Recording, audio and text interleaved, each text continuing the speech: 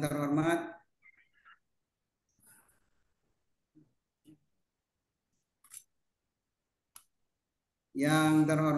Prof. Made yang PowerPoint-nya bisa dibuka, Mas.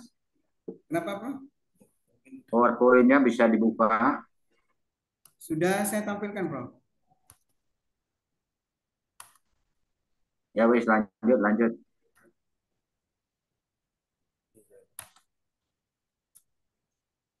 Izin tadi malam sudah saya kirim PowerPoint-nya.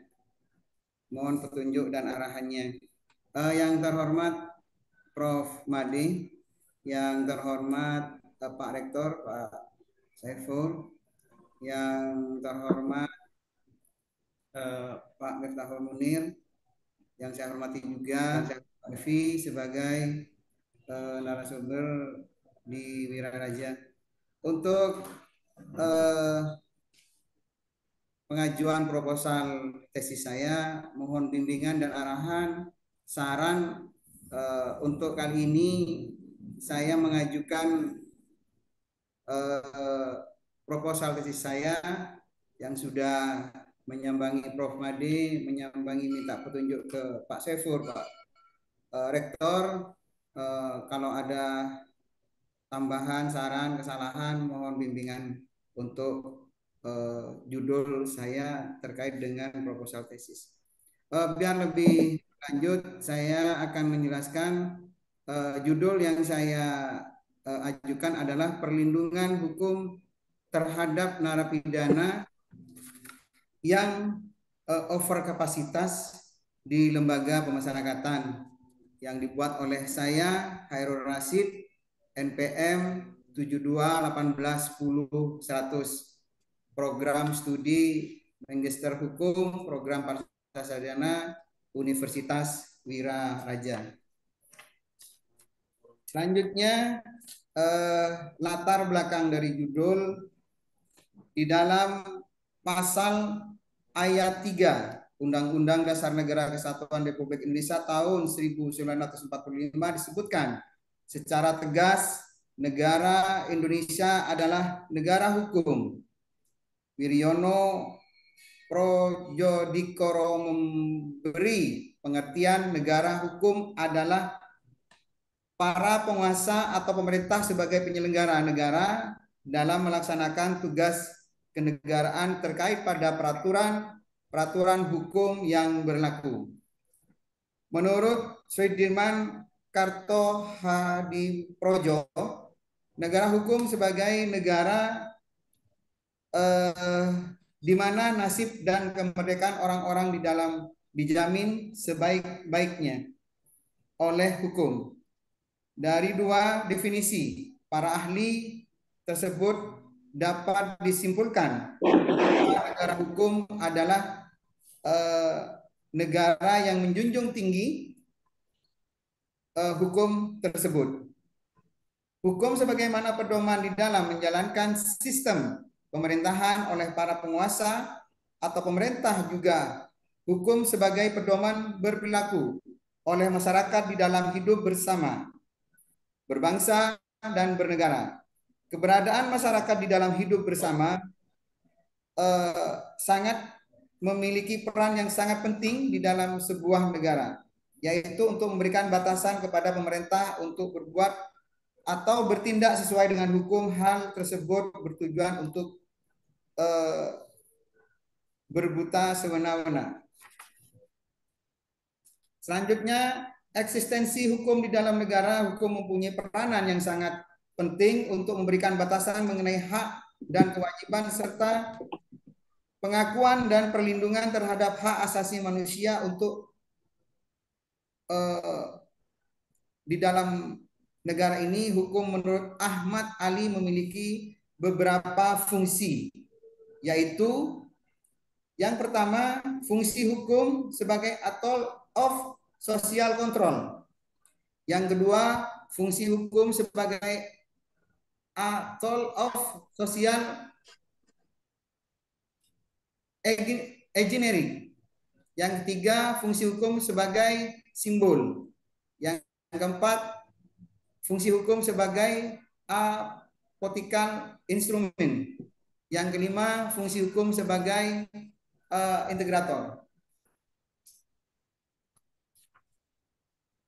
Hukum mempunyai peranan yang sangat penting di dalam menjaga stabilitas, keamanan, dan hak-hak masyarakat. Setelah hukum yang mempunyai peranan penting di dalam menjaga keamanan, perdamaian, dan hak masyarakat adalah hukum pidana.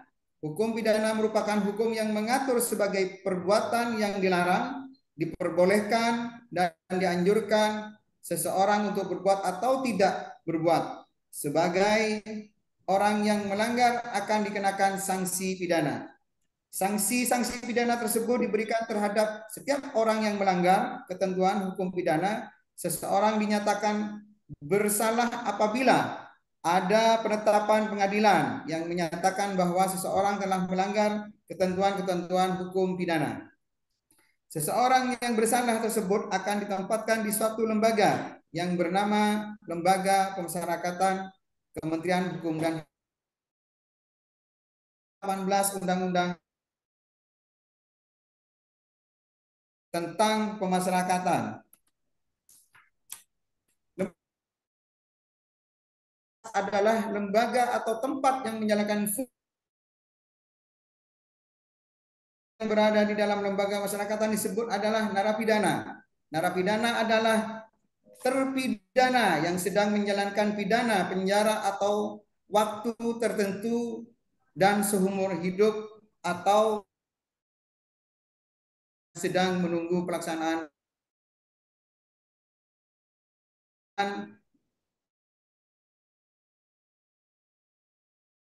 narapidana yang sudah dirampas mengenai hak kebebasan akan di dalam lembaga pemasyarakatan. Narapidana mempunyai hak-hak yang harus terpenuhi. A. Menjalankan ibadah sesuai dengan agama untuk kepercayaannya. B. Mendapatkan perawatan. C. Mendapatkan pendidikan, pengajaran, kegiatan rekreasional atau kesempatan mengembangkan potensi. D. Mendapatkan pelayanan kesehatan dan makanan yang layak sesuai dengan kebutuhan gizi. E. Mendapatkan layanan mendapatkan penyuluhan hukum dan bantuan hukum. G. Menyampaikan pengaduan dan atau keluhan yang berada mendapatkan bahan bacaan, mengikuti siaran media massa yang tidak dilarang. I. Mendapatkan perlakuan secara manusiawi dan dilindungi dari tindak penyiksaan, eksploitasi, pembiaran, kekerasan, dan segala tindakan yang membahayakan fisik dan mental. J. Mendapatkan jaminan keselamatan kerja, upah atau premi hasil bekerja di dalam lapas. K. Mendapatkan pelayanan sosial. Dan yang terakhir adalah I. Menerima atau menolak kunjungan dari keluarga, advokat, pendamping, ataupun masyarakat. Selain hak-hak tersebut, narapidana telah memenuhi persyaratan tertentu tanpa terkecuali juga berhak atas 1. Remisi, B. Asimilasi, C. Cuti menjelang atau berkunjungi keluarga, D. Cuti bersyarat, E. Menjelang bebas, cuti menjelang bebas, F. Pembebasan bersyarat, dan hak lain sesuai dengan ketentuan peraturan perundang-undangan yang disebut sekarang adalah integrasi. Hak-hak tersebut, narapidana tersebut, hak dipenuhi oleh pemerintah sebagai yang berkewajiban untuk memenuhi hak-hak narapidana tersebut. Secara tradisional dibedakan antara dua macam hak yang dianggap melekat pada tiap manusia sebagai manusia sebab berkaitan dengan realitas hidup manusia sendiri. Karena hak dinamakan hak manusia. Dikatakan juga bahwa hak itu ada manusia sebab manusia harus dinilai dengan martabatnya. Yang kedua, hak yang ada pada manusia akibat adanya peraturan yaitu hak berdasarkan undang-undang. Hak itu tidak langsung berhubungan dengan martabat manusia tetapi menjadi hak sebab tertampung dalam undang-undang yang sah, jelaslah hektar tersebut dapat dituntut di depan pengadilan. Meningkatkan tindak pidana yang terjadi dalam masyarakat yang akan berpengaruh terhadap jumlah para narapidana di lembaga masyarakatan semakin tinggi. Tingkat kriminalitas maka akan semakin banyak para narapidana yang akan memenuhi lembaga pemasyarakatan, sehingga lembaga pemasyarakatan ataupun rutan akan mengalami over kapasitas. Terjadi salah satu faktor adalah masyarakat kurang sadarnya dan patuhnya terhadap hukum di Indonesia, khusus hukum pidana. Hampir seluruh lembaga pemasyarakatan ataupun rutan yang ada di Indonesia mengalami over kapasitas. Terjadi over kapasitas di lembaga masyarakatan merupakan suatu pelanggaran terhadap hak-hak narapidana, bisa dikatakan sebagai pelanggaran terhadap hak asasi atas lingkungan yang baik dan sehat sebagai yang tertuang di dalam peraturan undang-undang, yaitu 1. Pasal 28H ayat 1 UUD NKRI 1945, setiap orang berhak hidup sejahtera, lahir batin, tempat tinggal, dan mendapatkan lingkungan hidup yang baik dan sehat, serta berhak memperoleh pelayanan kesehatan. Yang kedua, pasal 9 ayat 3 UU HAM, yaitu setiap orang berhak atas lingkungan hidup yang baik dan sehat. Yang ketiga, pasal 9 huruf I UU Pemasyarakatan, yaitu mendapatkan perlakuan secara manusiawi dan dilindungi dari tindakan penyiksaan, eksploitasi, pembiaran, kekerasan, dan segala tindakan yang membahayakan fisik dan mental. Adanya pelanggaran terhadap narapidana tersebut akibat over kapasitas, maka harus ada yang bertanggung jawab, dan para narapidana yang mengalami over kapasitas harus mendapatkan perlindungan hukum. Mengenai siapa yang bertanggung jawab dan bagaimana bentuk perlindungan hukum terhadap narapidana yang mengalami over kapasitas, tidak ada aturan yang mengaturnya. Maka dari itu, penulisan yang saya mengambil judul perlindungan hukum terhadap narapidana overcrowding ataupun overkapasitas di lembaga pemasyarakatan. Rumusan masalah. 1.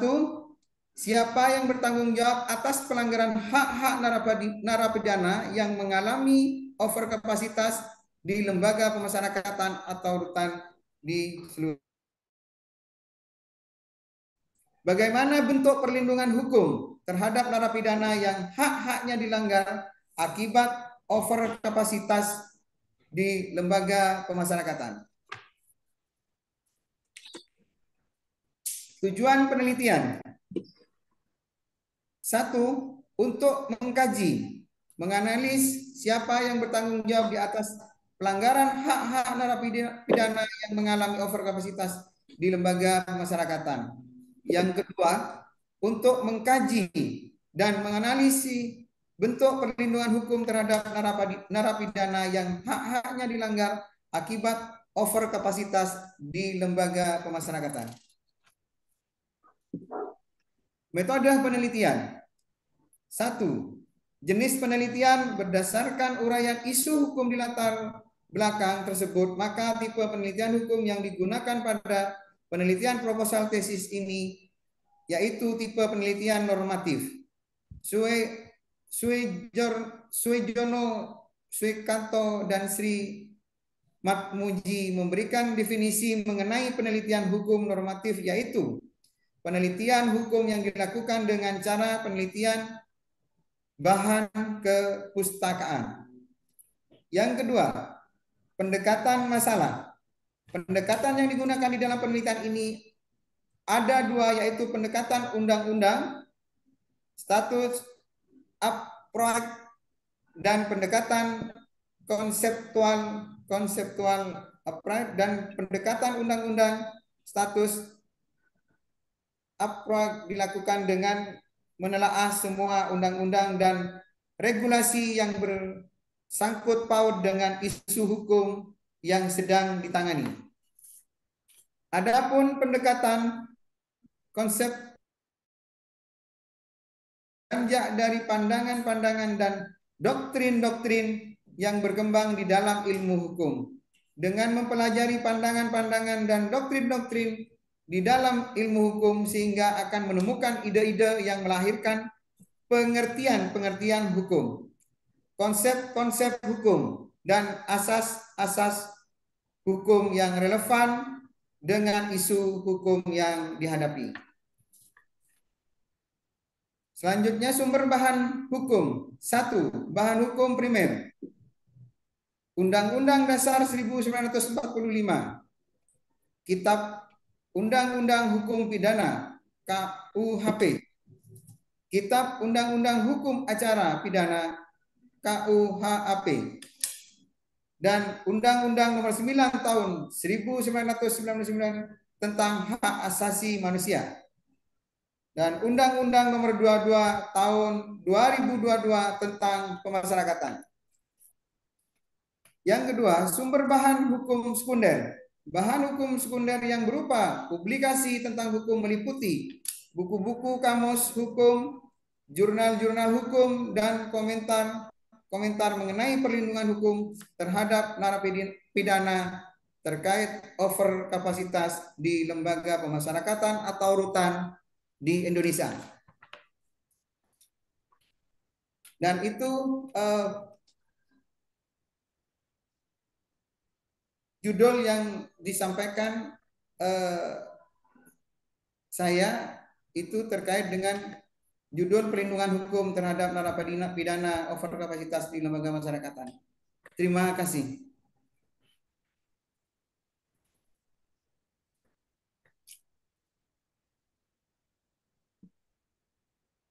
Oke, terima kasih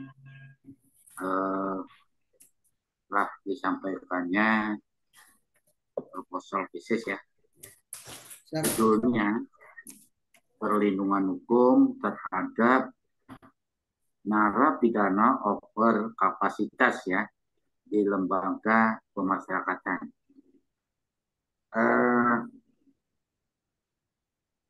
Mas Hairul Asid. Siap, Prof.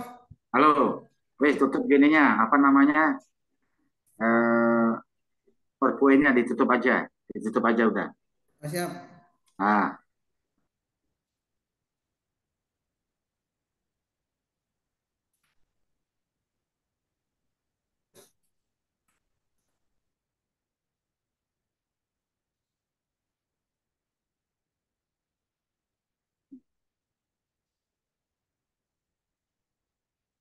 Mas Asid. Halo, Mas Asid. Nah, tolong diperhatikan ya. Siap, Ya, Prof. tolong diperhatikan. Sekarang adalah masuk pada pertanyaan-pertanyaan dari tim penguji atau nanti masukan-masukan. Untuk itu siapkan alat-alatnya ya, Siap, Prof. mencatat ataukah merekam gitu ya. Untuk yang pertama saya kasih waktu kepada yang terhormat Bapak Mitahul Munir. Silakan Bapak. Halo Pak. Baik, Prof. Oke, terima kasih Baik, Pak. Prof. Ya, selamat pagi. Assalamualaikum warahmatullahi wabarakatuh. Terima kasih, Prof. Dr. Madewarka. Saya ini apa namanya? Latar belakang masalahnya ini terlalu luas. Saya izin Prof. Made dan Bapak Rektor, latar belakang masalahnya ini kayaknya terlalu luas, yang kemudian sangat terkait dengan judulnya dari halaman 5 sampai ke belakang. Sepertinya seperti itu. Terus kemudian di tinjauan pustaka kurang berhubungan dengan latar belakang masalah atau dengan judul. konfirmasi saja saya. Terus kemudian pingin tanya Mas Hairul Rashid, Siap. eh, kira-kira di rumusan masalah ini kan ditanyakan, kira-kira yang bertanggung jawab dengan overkapasitas itu siapa, Mas Hairul Rashid?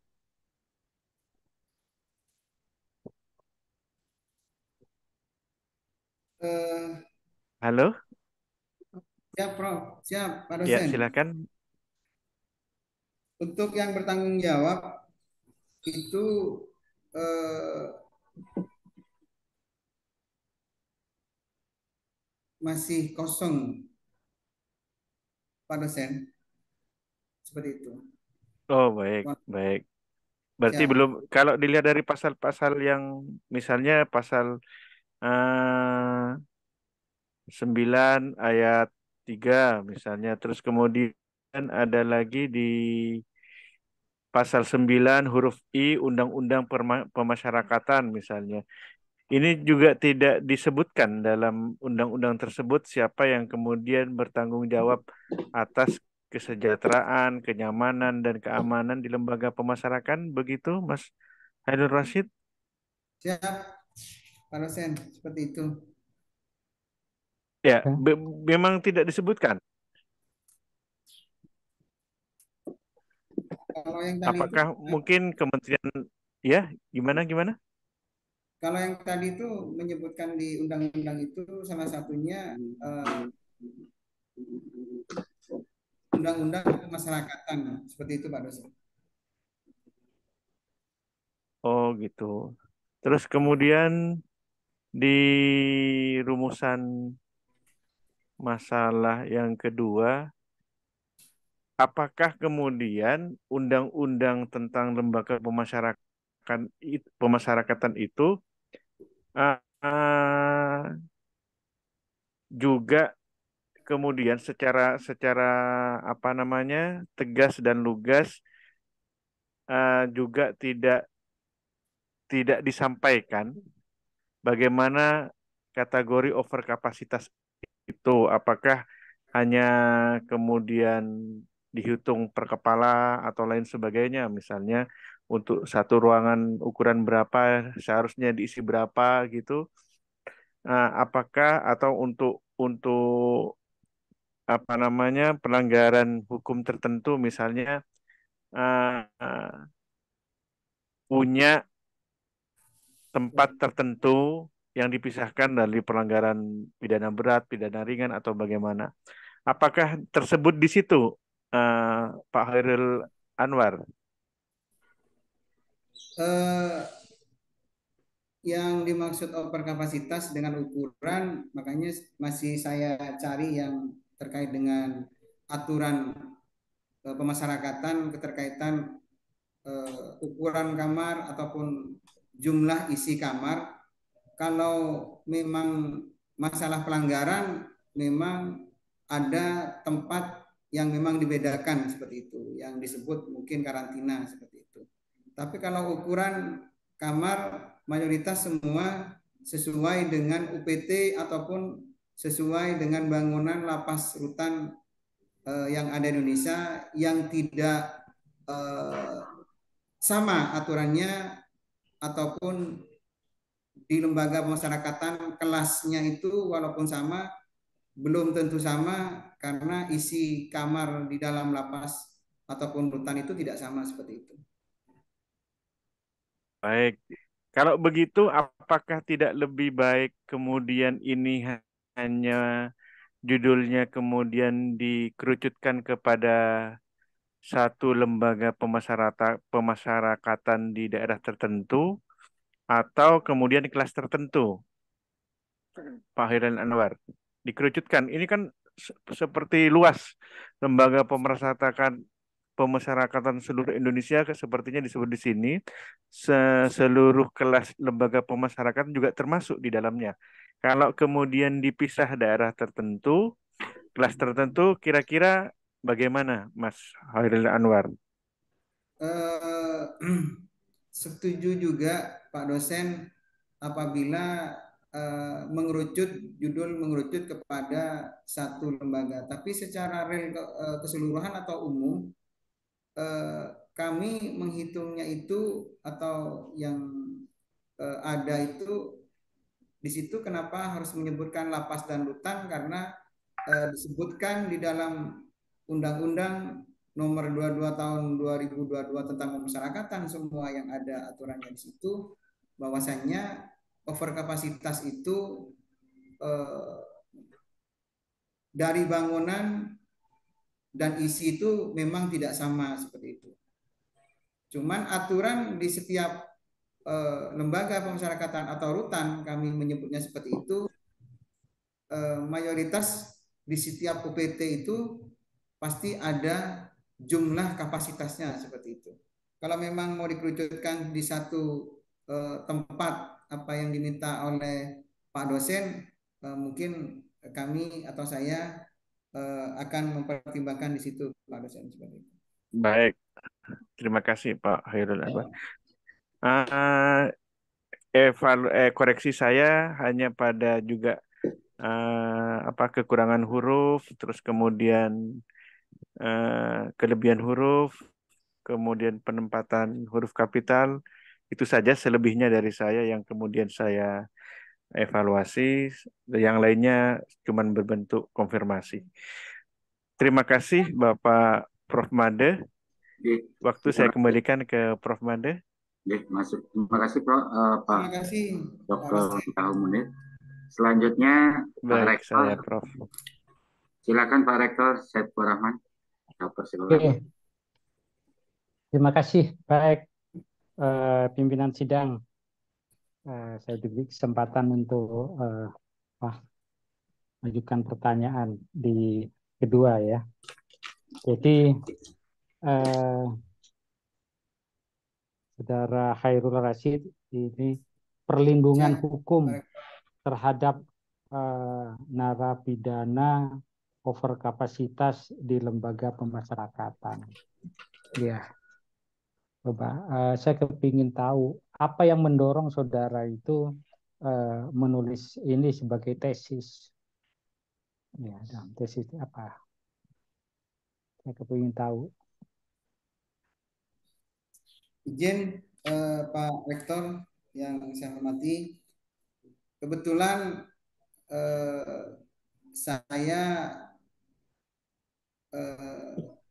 suatu ASN yang kebetulan juga di Kementerian Hukum dan HAM, makanya saya ingin mencoba dan menjelaskan kepada halayak keterkaitan dengan pekerjaan saya di lembaga pemasyarakatan Kementerian Hukum dan HAM, bahwasannya over kapasitas ini perlu saya angkat dan saya jelaskan dan saya sampaikan ke semua halayak keterkaitan dengan over kapasitas yang ada di lembaga pemasyarakatan atau rutan seluruh Indonesia, bahwasanya saya mempunyai ide ketika judul ini pas buat saya dan mengangkat, jadi tidak begitu mencari lagi, dan kami akan menyampaikan semampu saya keterkaitan menjelaskan masalah overkapasitas di Indonesia yang terjadi seperti itu, Pak Rektor. Mohon petunjuk dan arahan. Iya, maksud saya begini, saudara menulis masalah perlindungan hukum, ya, perlindungan hukum terhadap narapidana. Masalah perlindungan hukum itu kan sudah dibahas ya, sudah ada di dalam Undang-Undang Lembaga Pemasyarakatan, Undang-Undang Nomor 22 ya. 22 tahun 2022, Pak Rektor. Iya, di situ kan sudah dibahas ya,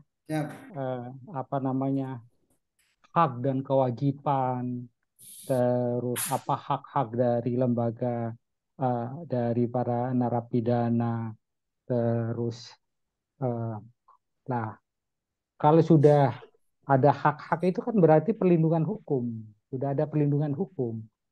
Kenapa?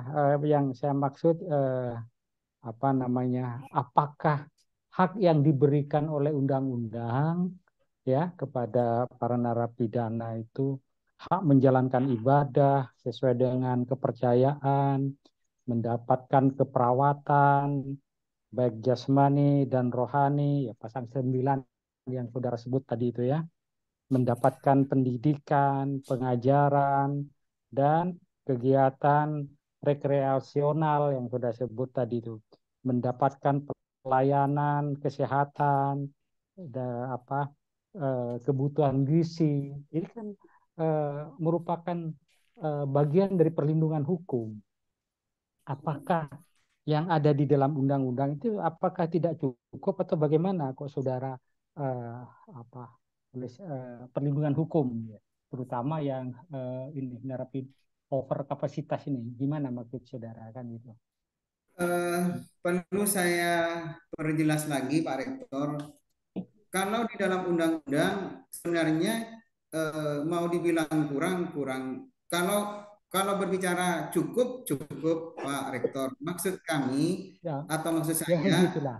Ah, maksud saya ini bagi instansi atau UPT seperti penegak hukum lainnya ataupun yang eh, lebih ininya pengadilan, kepolisian, terus kejaksaan dan pengadilan yang di dalam tertuang di dalam tadi itu menyebutkan tidak mengaturnya pidana seperti itu. Jadi tidak mengaturnya pidana akhirnya menjadi over kapasitas seperti itu.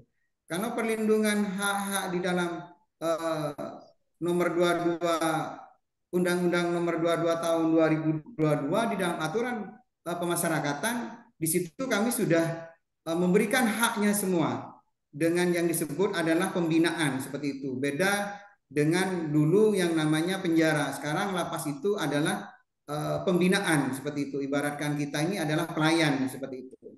Nah, terkait dengan overkapasitas tersebut, mungkin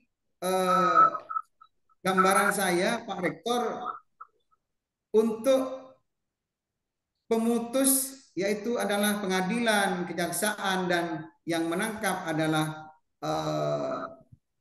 Polri atau yang menangkap siapapun di situ mungkin perlu dikaji lagi dengan adanya RG seperti itu. Jadi biar tidak semerta-merta kemasyarakatan khususnya Kementerian HAM itu ditambah terus pidana-pidana ataupun pidana yang harusnya dengan RG dengan kekeluargaan semua pidana itu dianggap semua melanggar pidana di Indonesia seperti itu Pak Rektor. Mohon petunjuknya.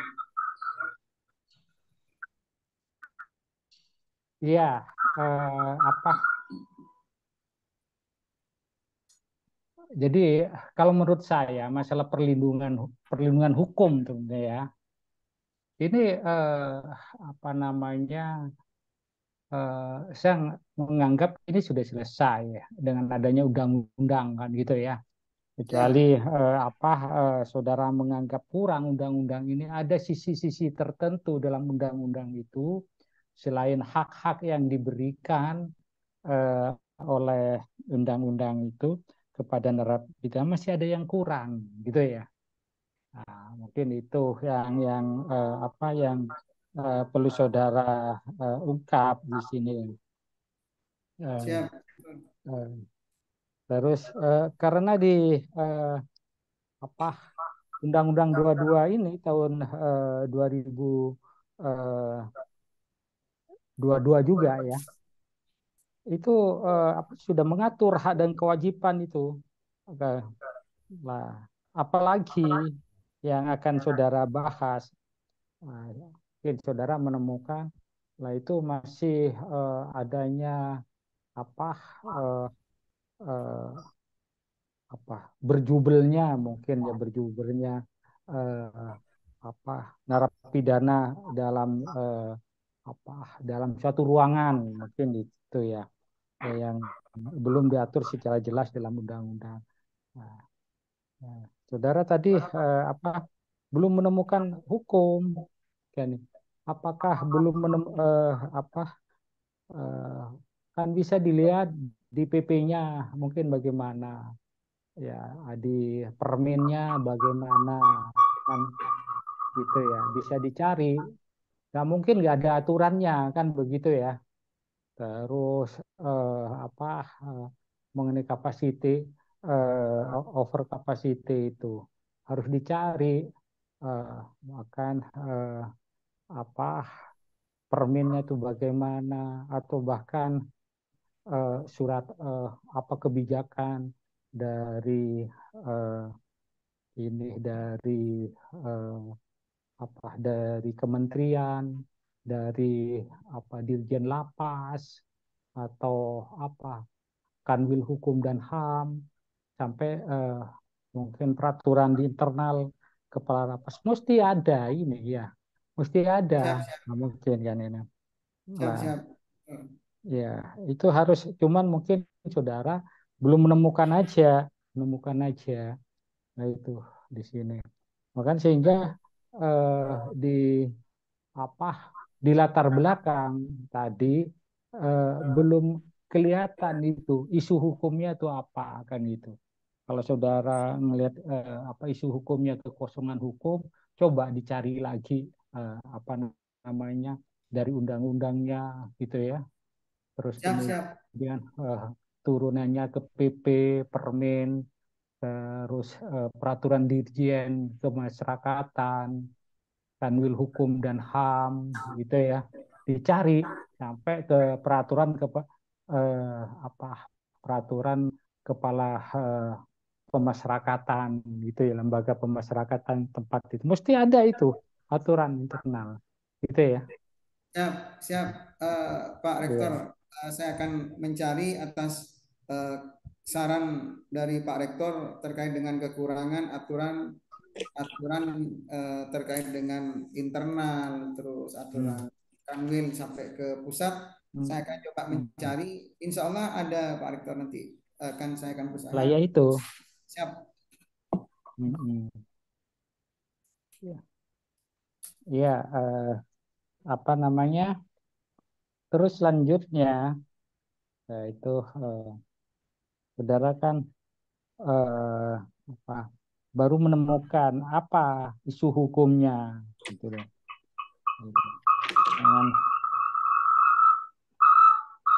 lah di ini latar belakang apa saudara belum muncul ini, eh,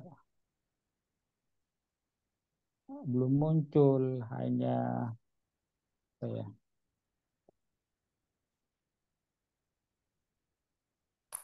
terus kemudian permasalahan satu ini, saudara, siapa yang bertanggung jawab atas pelanggaran hak-hak narapidana yang mengalami overkapasitas di lembaga pemasyarakatan. Nah ini gimana ini? Apakah eh, apa menterinya, apa presidennya, apa dirjen pemasyarakatannya, apa Kanwil Hukum dan HAM, apa kepala pemasyarakatan, atau siapa kan itu? Ini kan mesti ada tupoksinya ini, ada tupoksinya.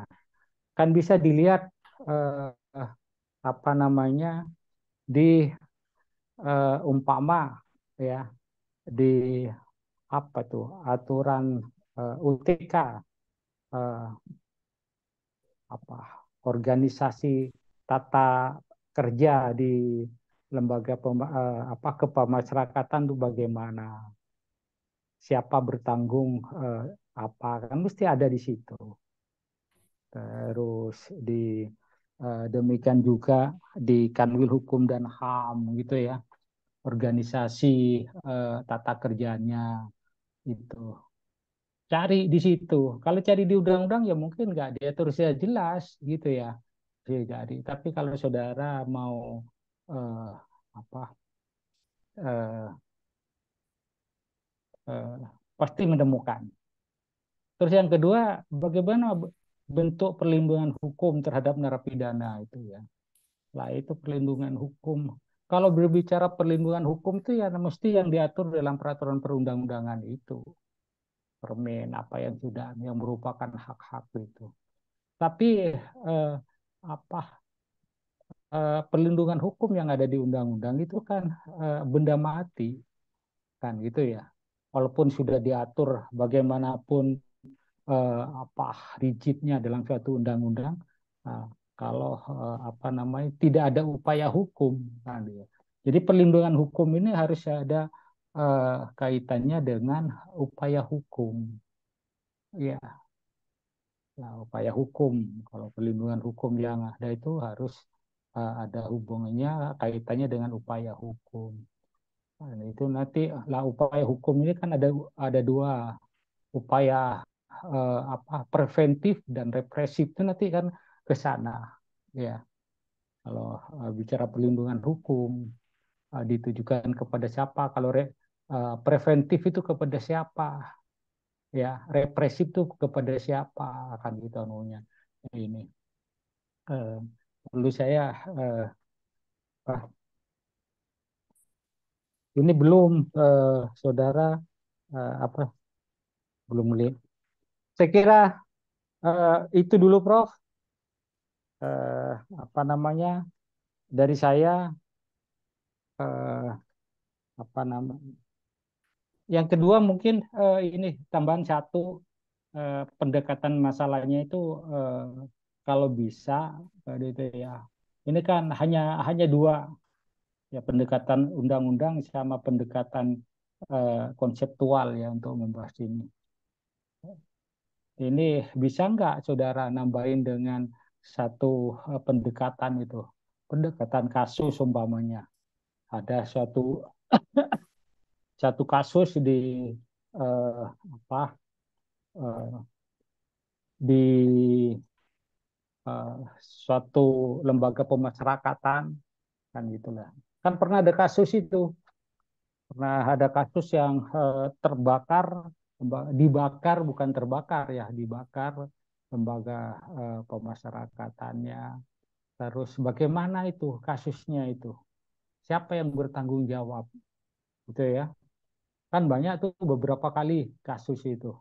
Ya kan mesti ada putusan tuh terhadap kepala lapasnya, terus kemudian kanwil hukum dan HAM-nya, dirjen pemasyarakatannya itu bagaimana itu tanggung jawab ketika eh, napi membakar karena over kapasitas tuh kan beberapa lah maksud saya apa tesis ini akan lebih bagus untuk menjawab apa membahas permasalahan hukum ini pakai pendekatan kasus. Saya kira lebih bagus gitu ya kalau saudara bisa. Apalagi saudara ini apa berkecimpung di dunia apa di pemasyarakatan. Setiap apa kejadian di Indonesia mengenai pemasyarakatan, saya kira banyak tuh berita-berita di media, bahkan ada putusannya gitu ya. Putusan. Gimana bukan apakah hanya tanggung jawab administratif gitu ya, pejabatnya dipindah atau bagaimana ataukah apa ada putusan pejabatnya itu bisa dipidana juga bagian dari tanggung jawab eh, atau gimana ya. Jadi pertanggungjawabannya itu kalau saudara ditanya siapa yang bertanggung jawab kan gitu. Setiap orang yang punya kewenang itu kan harus ada tanggung jawab. Apakah tanggung jawab ini di bidang pidana, apakah di bidang administrasi, hukum administrasi, atau bagaimana gitu ya. Saya kira itu Prof dari saya. Oke. Terima kasih. Terima kasih Pak Rektor.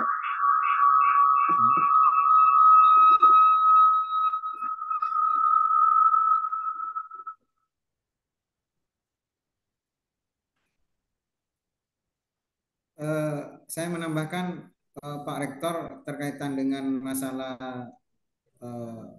Terima kasih Pak Rektor dan Pak Minta Komunit sekalian saya menyampaikan kepada Saudara Hairul Rasyid. Jadi saya lihat memang untuk latar belakang itu belum menukik gitu ya, belum sampai pada terjadinya kompleks norma, terjadinya norma hukum gitu ya. Jadi isunya belum muncul, walaupun misalnya Saudara Hairul Rasyid ini memang sudah mengarah daripada yang bimbingan-bimbingan awal gitu Pak Rektor. Jadi ini sudah mengarah pada mengerucut maksud saya. Hanya saja mungkin Saudara Rasyid ini belum banyak membaca peraturan perundang-undangan yang ada terkait dengan over kapasitas. Ini intinya di over kapasitas, kelebihan narapidana gitu ya. Ini yang dicari, makin banyak makin bagus, sehingga bisa memberikan latar belakang yang lebih luas. Nah, sehingga latar belakangnya jangan terlalu overload gitu ya. Dipersempit dulu, dipersempit kapasitasnya itu. Sehingga apa yang dikatakan Kak Unir memang begitu sekarang ini. Dan kemudian di dalam masalah itu ada yang siapa yang bertanggung jawab. Ini terlalu apa ya, menusuk ya. Subjek gitu ya, subjeknya siapa. Supaya lebih samar begitu ya. Ganti aja nanti bagaimana pertanggungjawaban itu untuk masalah yang pertama ya. Terus tadi terlalu luasnya judul gitu ya, di lembaga pemasyarakatan. Mungkin dengan studi kasus, cari aja kasus-kasus yang bisa sebagai pilot project-nya, katakanlah di mana kasusnya yang menurut Hairul Rasyid, apakah di tempat kerjanya sendiri, di mana lebih mudah, Mas Rasyid? Pemasyarakatan, Prof. Di Jadi di pemasyarakatan, di lembaga pemasyarakatan atau rutan seperti itu. Di lembaga pemasyarakatan. iya, tempatnya di mana? Makassar. Lapas narkotika. Ya, di tempat itu aja supaya lebih di tempatnya sebutkan ya. Siap. Ya, Pak ya, wilayahnya supaya lebih sempit begitu. Apakah di Madura, Sumeneb, Bangkalan dan sebagainya begitu ya. Dan kemudian judul dengan permasalahan itu harus benang merahnya harus ada, Mas. Ya dah.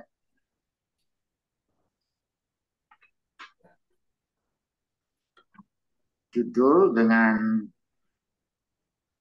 masalah itu harus benang merahnya harus ada. Jangan sampai beda gitu ya.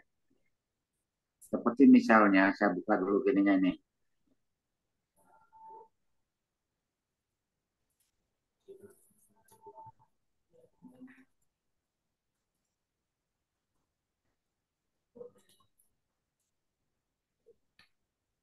Over kapasitas ya.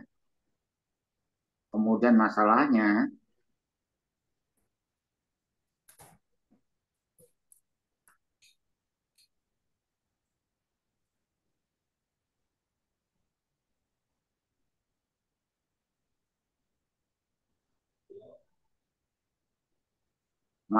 ya. Yang nomor satu, siapa yang bertanggung jawab atas pelanggaran hak-hak narapidana yang mengalami overkapasitas di lembaga pemasyarakatan. Terlalu panjang, ya. Jadi arahkan ke judul lagi gitu ya. Kemudian bagaimana nggak usah bentuknya lagi, ya. Bagaimana perlindungan seperti tadi upaya-upaya hukum yang dilakukan oleh narapidana misalnya tadi, ya.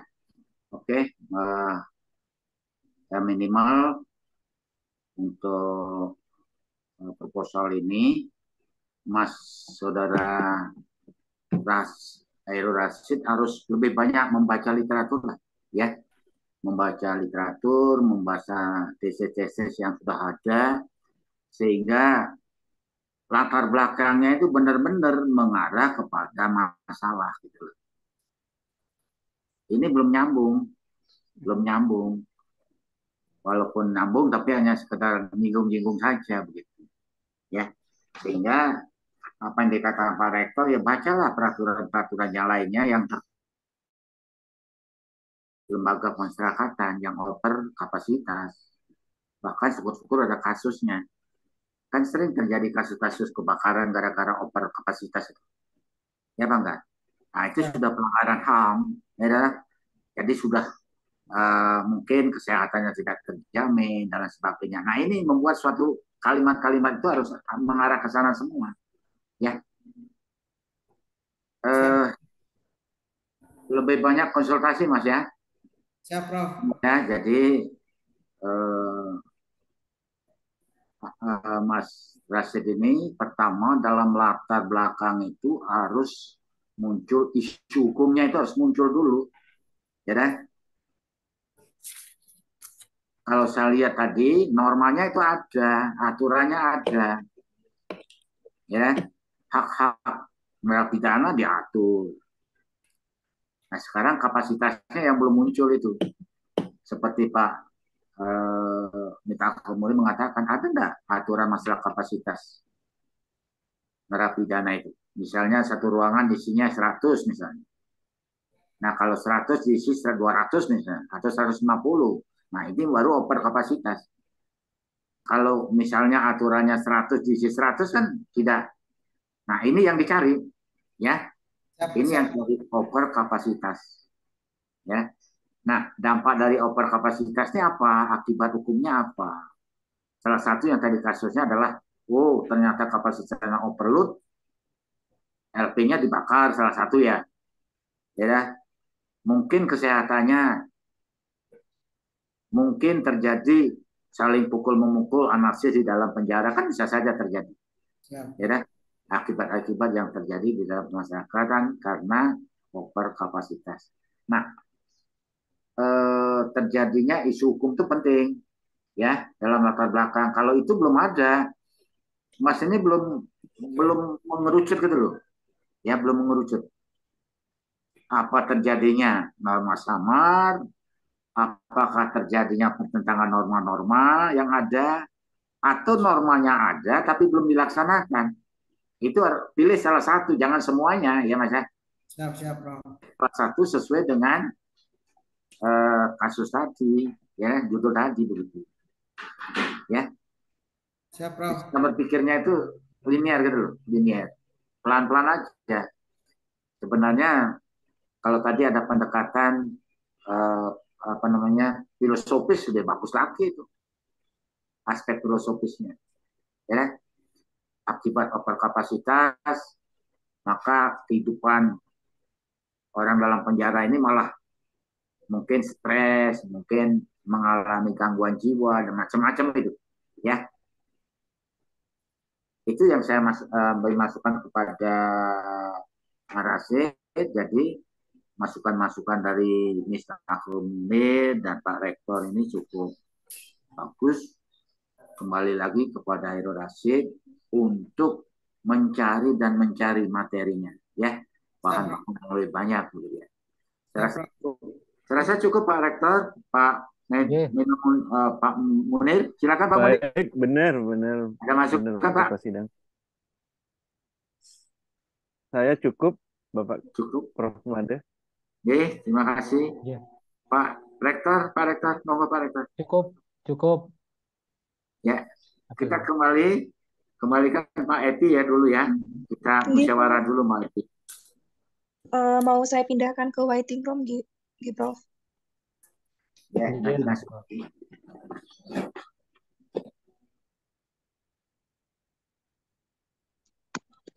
Sudah Prof, sudah saya pindahkan Prof. Monggo, ini udah keluar ini. Silakan Pak Mita Munir, Pak Rektor, masukannya. Monggo silahkan Pak Rektor duluan. Ya, jadi apa namanya, sebetulnya ini layak untuk diangkat jadi tesis ini, karena memang apa fakta di sering terjadi di lembaga pemasyarakatan mengenai over kapasitas dari napi ini, dan ini sebetulnya eh, apa ya, memang pelanggaran kan itu ya. Cuman maksudnya Pak Ainur itu ingin dia menemukan apa ya, antara norma hukumnya dengan fakta hukumnya itu, dia ingin apa, menyelaraskan, menyesuaikan. Dia di undang-undang menemukan norma hukumnya begini begini ya, tapi faktanya itu lah, nah ini itu mungkin itu. Jadi saya apa, sehingga menurut saya eh, apa, tinggal mengarahkan aja itu nanti. Kebetulan kan ini penelitian normatif ya, bisa apa. Tapi mungkin ya Prof, bukan ke isu hukumnya, bukan ke ini ya, bukan kekosongan hukum mungkin ya, karena kalau mau dicari mesti ketemu gitu ya. Nah, saya kira itu Prof dari saya. Jadi kira-kira gimana Pak Rahman? Kalau saya apa, layak untuk dilanjut ini tesis ini. Cuman nanti Nah, kan kita harus bantu menemukan apa isu hukumnya kan begitu ya. Isu hukumnya di latar belakang itu memang belum muncul. Nah, kalau nanti ke normatif saya mungkin Prof diarahkan ke apa, pertentangan norma aja Prof, itu aja. Kalau tadi eh, kalau kekosongan hukum dan apa, dia tidak terpacu untuk mencari ini, mempelajarin aturan-aturan lainnya, gitu, aturan-aturan normatifnya. Saya kira itu dari saya, Prof. oke, Eh, Layak untuk dijadi oke, tesis terima gitu. kasih. Monggo Pak Mitahul Munir, dokter.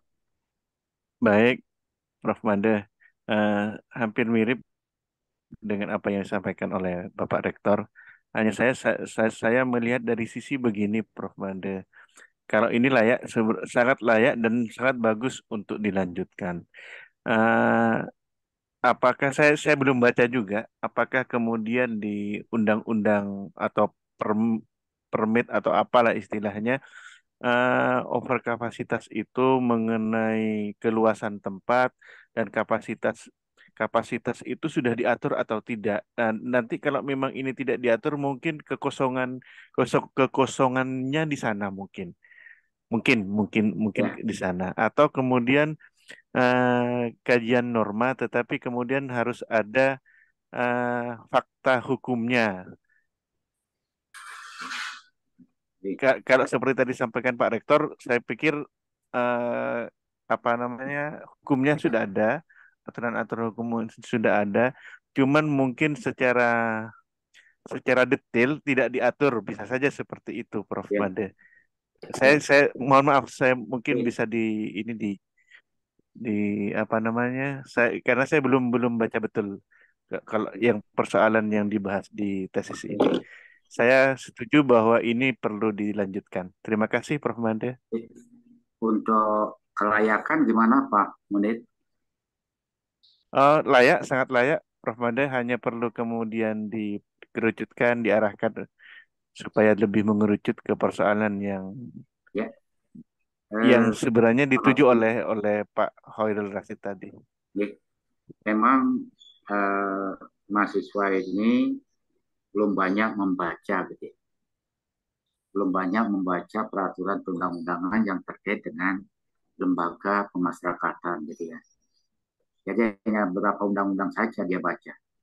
Kemudian kalau menurut saya ini namanya lembaga kemasyarakatan mengacu pada negara hukum gitu ya. Kan semua Ya, pasti diatur gitu ya. Aturannya ada. ya, Mungkin termasuk kapasitasnya juga ada. Betul. Sehingga normanya atau isu hukumnya itu adalah terjadi suatu kesamaran. Terjadi suatu kesamaran. Isu hukumnya Orang. begitu norma samar gitu. Nah, mahasiswanya itu Betul. belum bisa mengarahkan ke sana. Kalau kosong saya rasa tidak mungkin karena apalagi ini menyangkut masalah hak asasi manusia, hak-hak warga negara dan sebagainya. Aturannya pasti ada. Hanya mahasiswa sendiri belum membaca secara maksimal sehingga menemukan namanya kesamarannya itu gimana. Norma yang mengatur kapasitas itu gimana. Tadi setuju saya sampaikan kepada Pak Munir memang karena kuncinya itu di kapasitas, over kapasitas itu. Saya rasa gitu ya, Pak ya. Terima kasih Oke, Pak. oke, sami-sami. Betul, Tadi Prof. banyak ya. Siap. Oke, Siap, baik. Terima layak. kasih, Prof. Made. Kembali lagi Mbak Evi, panggil Mbak Evi mahasiswanya. Oh, baik, Prof.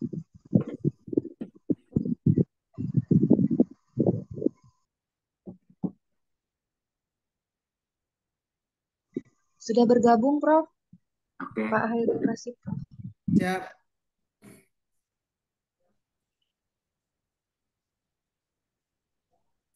Pak Rasid, Siap, Prof. muncul itu wajahnya tidak kelihatan Sean. Loh, wajahnya situ yang dilihat no, bukan apa itu lautnya itu. Diemcamkan. Siap, Prof. Wajahnya mana nih? Siap, siap, Prof. Oh, itu ya. Selamat siang, Bapak Penguji, Dr. Miftahul Munir, Bapak Dr. Saiful Rahman, Pak Rektor, dan Saudara Hairul Rasyid ya. Siap. Sudah banyak ditanyakan oleh tim penguji, beberapa pertanyaan-pertanyaan yang perlu dicatat ya. Kemudian masukan-masukan perlu dipertimbangkan ataukah dipikirkan, didiskusikan lagi ya. Kemudian dari musyawarah tim penguji, Saudara Hairul Rasyid dinyatakan layak untuk maju ke tingkat berikutnya. Dengan catatan tadi begitu ketat ya. Harus muncul isu hukumnya dulu. Ya, isu hukumnya harus jelas muncul. Saran saya baca yang banyak. Peraturan terkait dengan over kapasitas itu. Ya, kapasitas. Itu dibaca. Belum ketemu sama sekali nih. Ya Mas ya. Jadi kebanyakan dari tim penguji Anda dinyatakan layak ya. Terima kasih, Prof. Ya. Selamat berjuang. Ya, Prof. Terima kasih untuk semua. Terima kasih Pak Rektor, Pak Meto Munir. Sami-sami. Saya, Prof. Ya. Made. Silakan kasih waktu, terima kasih menyampaikan. Terima kasih kepada tim atau kepada panitia, silakan. Saya sampaikan, alhamdulillah saya peserta atau mahasiswa terakhir, tapi alhamdulillah saya akan terus berjuang, terus akan berbenah, dan terus akan belajar dan belajar lagi. Mohon bimbingan dan sarannya untuk terutama Prof. Made. Saya akan selalu minta bimbingannya walaupun ke Surabaya. Saya izin dulu. Saya berterima kasih dan terus akan kekurangan-kekurangan tadi itu akan saya baca lagi, akan saya tambah lagi terkait dengan masalah mengerucutnya yang disampaikan Prof. Made. Untuk yang Pak Rektor, terima kasih sudah 2 kali saya menghadap dan saya akan menghadap lagi, terus akan belajar lagi. Mohon bimbingan dan sarannya terkait dengan Pak Rektor. Apa yang disampaikan, keterkaitan yang saya tangkap tadi itu adalah masa tidak ada pendekatan atau kasus seperti itu yang terjadi di dalam lembaga masyarakatan di Indonesia. Siapa yang bertanggung jawab, sanksi apa yang didapatkan, kan seperti itu. Itu sudah ada gambaran Pak Rektor. Nanti saya akan terus mengkaji lagi dan akan belajar dan mencari lagi tentang kekurangan-kekurangan judul tesis saya berkaitan dengan overkapasitas seperti itu. Entah terkait dengan teknis pendekatan kasusnya dengan tindak lanjut maupun undang-undangnya. Untuk Pak dosen Miftahul Munir, terima kasih. Yang saya tangkap tadi tidak perlu melebar, mengerucut saja, terkait dengan judul dan kesimpulan itu, jadi biar kena seperti itu. Jadi semua dari pertanyaan saran dan masukan tadi itu akan saya pelajari dan mohon bimbingannya untuk kedepannya, untuk selanjutnya terkait dengan tesis saya. Dan saya ucapkan banyak terima kasih yang sebesarnya sudah memberikan kesempatan bagi saya untuk menyampaikan proposal tesis saya. Mungkin seperti itu. Mohon maaf yang sebesar-besarnya. Terima kasih, Prof. Oke, oke, selamat ya, Pak Eksodatif. Semangat bekerja ya, selamat bekerja ya. Ya, Prof. Terima kasih Pak Rektor, Pak Mikael Munir, Dokter. Selamat siang, sehat selalu. Saya kembalikan Pak Epi. Terima kasih, Mbak Evi. Baik, terima kasih Prof. Made selaku Ketua Penguji pada ujian proposal siang hari ini. Dan saya ucapkan selamat kepada Pak Hairul Rasyid. Jangan patah semangat, masih ada sedikit waktu untuk menyelesaikan tesis pada semester ini. Saya juga ucapkan terima kasih kepada Bapak Dr. Saifur Rahman dan juga kepada Bapak Dr. Miftahul Munir sudah menyempatkan waktunya untuk bisa menguji pada ujian proposal atas nama Hairul Rasyid. Akhir kata, saya selaku admin di Pasca Sarjana Universitas Pilihan Raja mengucapkan mohon maaf apabila ada kekurangan selama penyelenggaraan tesis ini, dan saya bisa akhiri ujian tesis pada siang hari ini. Assalamualaikum warahmatullahi wabarakatuh. Waalaikumsalam. Selamat siang untuk semua.